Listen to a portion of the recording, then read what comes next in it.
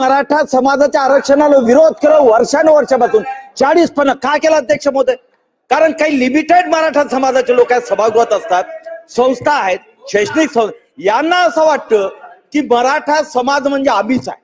अहो पण मराठा समाज तो खिचपत गणपत पडलेला आहे, जो गरीब आहे त्याच्याबद्दल यांनी कधीच विचार केला नाही.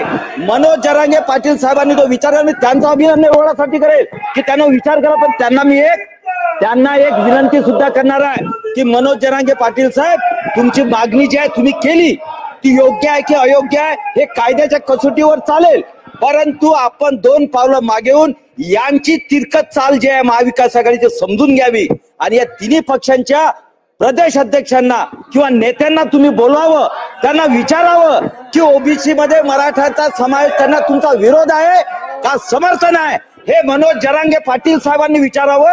यांचा खरा चेहरा जो आहे तो ओबीसी आणि मराठ्यांसमोर आला पाहिजे अध्यक्ष महोदय. म्हणून मनोज जरांगे पाटील साहेबांना माझी विनंती आहे की यांच्या बैठकामध्ये येऊ नका, तुम्ही ते न येणारे माणसं आहात, परंतु हे ज्याप्रमाणे षड्यंत्र महाराष्ट्रामध्ये करतायत ओबीसी समाजाने मराठामध्ये भांडणं लावण्याचे, त्यामध्ये तुम्ही त्या ट्रॅप मध्ये अटकू नका.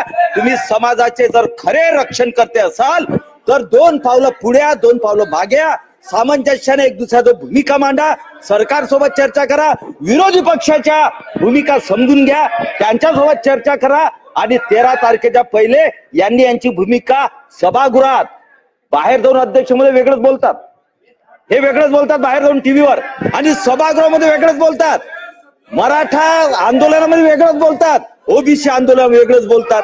यांचं कुठे अध्यक्ष महोदय आणि यांचे सर्वोच्च नेते अध्यक्ष महोदय, या सर्वोच्च नेत्यांचे निर्देश आहे की हे वातावरण पेटतं राहिलं पाहिजे महाराष्ट्रात, आणि महाराष्ट्रात हे वातावरण पेटतं राहिलं तर महाविकास आघाडीला सत्तेत येण्याचे दिवस आहेत. अहो सत्तेसाठी तुम्ही लोकांचे जीव घेणार, सत्तेसाठी आत्महत्या करतात मराठा समाज, त्या सत्तेसाठी तुम्ही आता जीव घेणार का लोकांचा, त्या मुलांचा जीव घेणार, ओबीसी समाजाच्या मुलांचा जीव घेणार, आणि शासन जे करते तुम्ही बसा ना सोबत. का टाळली कालची बैठक? सोबत बसा, एक भूमिका महाराष्ट्राची तयार करा, एकत्रितपणे भूमिका तयार करा. ओबीसी मध्ये जायचं का नाही जायचं ही एक स्पष्ट वाक्यता पूर्ण पक्षांनी एकत्रित बसून तयार करा. ओबीसीसाठी अजून काय योजना आहेत, मराठ्यांसाठी काय, एकत्रितपणे जाऊ द्या, सत्ता तुमची, आम्ही सांगतो की तुम्ही एकत्रित भूमिका मांडा, स्पष्ट भूमिका मांडा. मराठा आणि ओबीसीनं भांडणं लावू नका. तुम्हाला सत्ता पाहिजे ना, लखलाप लाभो, आम्ही सत्ताही तुम्हाला देऊ. अरे मराठा आणि ओबीसी मध्ये ताकद आहे की तुम्ही जर प्रामाणिक वागाल तर तुम्हालाही सत्ता देऊ, काही काळजी करू नका. आम्ही सत्तेसाठी इथं बसलेलं नाही. या मराठा ओबीसी समाजाला 12 बलुतेदार, 18 पगड जाती, मायक्रो ओबीसी या सगळ्या समाजाला न्याय देण्याची भूमिका आमची आहे, आणि म्हणून आमची विनंती अध्यक्ष महोदय, हे सभागृह आम्ही तोपर्यंत चालू देणार नाही जोपर्यंत यांनी लिखित स्वरूपात तिन्ही पक्षांच्या नेत्यांनी जोपर्यंत मराठा समाजाला ओबीसी समावेश करावा की नाही हे लेखी जोपर्यंत या अध्यक्षांकडे देत नाहीत तोपर्यंत सभागृह अध्यक्ष महोदय चालू नये, ही आमची विनंती अध्यक्ष महोदय. जागेवर जाऊन बसा. हो चला, बोर्डीकर चला. अध्यक्ष महोदय, सन्माननीय विरोधी पक्षाला आणि विरोधी पक्ष नेत्यांना आमचा थेट एकच सवाल आहे, ओबीसी मध्येच मराठ्यांचं आरक्षण द्यावं की नाही या विषयावर त्यांची ठोस भूमिका काय एका वाक्यात समजली पाहिजे. अध्यक्ष महोदय, सभागृहाबाहेर वेगळं, सभागृहात वेगळं, एका समाजासमोर वेगळी भूमिका, दुसऱ्या समाजासमोर वेगळी भूमिका, मराठ्यांना ठिकाणी सांगायची वेगळी भूमिका, ओबीसी समाजाला सांगायची वेगळी भूमिका.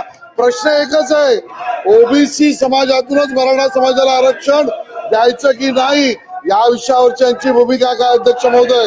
आणि ती भूमिका नसल्यामुळे अध्यक्ष महोदय या ज्या बैठकांना फळ काढण्याची भूमिका जी आहे ना सर्व पक्ष बैठकीत ना, हे कारण त्यामागे अध्यक्ष महोदय. आणि अध्यक्ष महोदय, बाहेर सांगायचं विशेष अधिवेशन घ्या, बाहेर सांगायचं विशेष अधिवेशन घ्या, मराठा समाजाच्या आरक्षणासाठी असेल किंवा आमच्या ओबीसी समाजाच्या आरक्षणासाठी असेल, पण ज्या वेळेला समाजासमोर जायचं त्यावेळेला मात्र भूमिका अस्पष्ट ठेवायची अध्यक्ष महोदय. आणि म्हणूनच यांचा बोलवता धोनी कळवण आहे, यांच्याकडे मेसेज कोणाचा आला अध्यक्ष महोदय, या गोष्टी स्पष्ट झाल्या पाहिजेत. आणि ओबीसी समाजामध्येच मराठा समाजाला द्यायचं की नाही या बाबतीत त्यांची भूमिका काय हे लक्षात आलं पाहिजे. कोणाचा एसएमएस आला, अरे कोणाचा एसएमएस आला, कोणाचा फोन आला सांगा ना अध्यक्ष महोदय. समाजामध्ये दुई पसरवायची. अध्यक्ष महोदय 10% आरक्षण पण एकनाथ शिंदे साहेबांच्या सरकारने दिलं अध्यक्ष महोदय. देवेंद्रजींनी सुद्धा आरक्षण मराठा समाजाचं दिलं अध्यक्ष महोदय. यांनी केवळ भांडण लावायची काम केलं अध्यक्ष महोदय.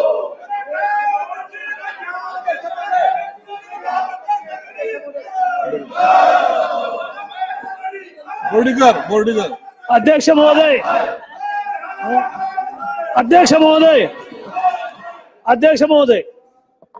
बोला. अध्यक्ष महोदय, मराठा समाजाच्या आरक्षणाचा जो प्रश्न आहे हा प्रश्न गेली 40 वर्षाचा प्रश्न आहे आणि राज्यातल्या ज्या आत्महत्या झाल्या त्याच्यातल्या 80% आत्महत्या ह्या मराठा समाजाच्या झाल्या. 40 वर्ष राज्याचं मुख्यमंत्री पद काँग्रेस आणि राष्ट्रवादीकडे होतं. मराठवाड्यात 4 वेळा मुख्यमंत्री पद मिळालं, मात्र आरक्षण दिलं नाही. आणि आता या सरकारची भूमिका काय आहे? तुमचा मराठा आरक्षणाला पाठिंबा आहे का? मराठा आरक्षणाला विरोध आहे का? विरोधी पक्षाने आपली भूमिका जाहीर करावी. 40 वर्ष तुम्ही आरक्षण देऊ शकले नाही. माननीय देवेंद्र फडणवीस साहेब मुख्यमंत्री असताना राज्यातल्या मराठा समाजाला आरक्षण दिलं. ते आरक्षण हायकोर्टात टिकलं, सुप्रीम कोर्टात टिकवलं. पांढऱ्या पयाचं आघाडीचं सरकार आलं आणि मराठा समाजाचं आरक्षण घालवण्याचं पाप ह्या समोरच्या विरोधकांचं आहे. सुप्रीम कोर्टात केस हरली.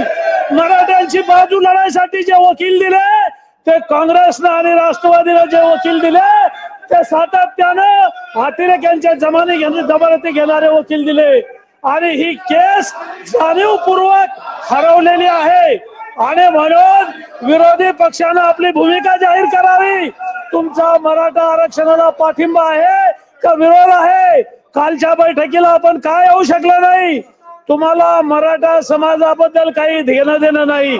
सभागृहात एक बोलता, मीडियामध्ये जाऊन दुसरं बोलता. जालन्यामध्ये विरोधी पक्षनेते आले आणि त्याने सांगितलं की आम्ही ओबीसी मधून आरक्षण देऊ. म्हणजे स्टेजवर जायचं, ताकाला जायचं आणि गाडगं कशाला लपवता? भूमिका जाहीर करा. नसता महाराष्ट्रातला हा मराठा समाज तुम्हाला कदापिही माफ करणार नाही. अध्यक्ष महोदय,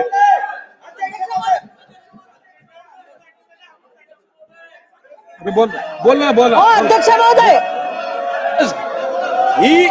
ही चर्चा होत असताना या महाराष्ट्रामध्ये ज्यांनी तेढ निर्माण केले, ज्यांनी ह्या जातीय सलोखा बिघडवण्याचा प्रयत्न केला ते या सभागृहातले कोण सदस्य आहेत हे सुद्धा महाराष्ट्राच्या जनतेच्या समोर आलं पाहिजे. अध्यक्ष महाराज,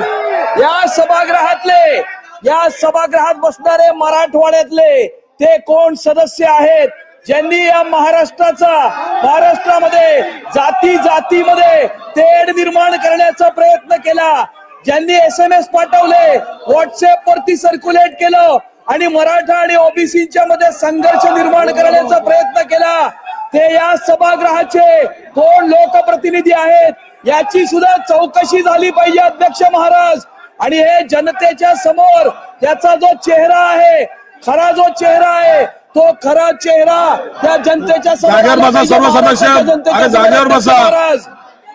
सर्व सदस्यांना विनंती, जागेवर जा. सदस्य बोलतायत, तुम्हाला विनंती आहे जागेवर जा. सभा कामकाज सुरू करायचं, सर्वांनी जागेवर जाऊन बसा. सर्व सन्मान्य सदस्यांना विनंती आहे जागेवर बसा. सन्माननीय सदस्य बोलतात, जागेवर बसा. अध्यक्ष महोदय, माझी राज्याच्या गृहमंत्र्यांना विनंती आहे. अध्यक्ष महोदय, माझी राज्याच्या गृहमंत्र्यांना विनंती आहे, उपमुख्यमंत्र्यांना ही विनंती आहे की याची चौकशी झाली पाहिजे. याचा पर्दाफाश करण्यासाठी SITची नेमणूक झाली पाहिजे. आणि या सभागृहामध्ये बसलेला महाराष्ट्र मला सभागृहाचं कामकाज 20 मिनिटांसाठी तहकूब करण्यात येत आहे.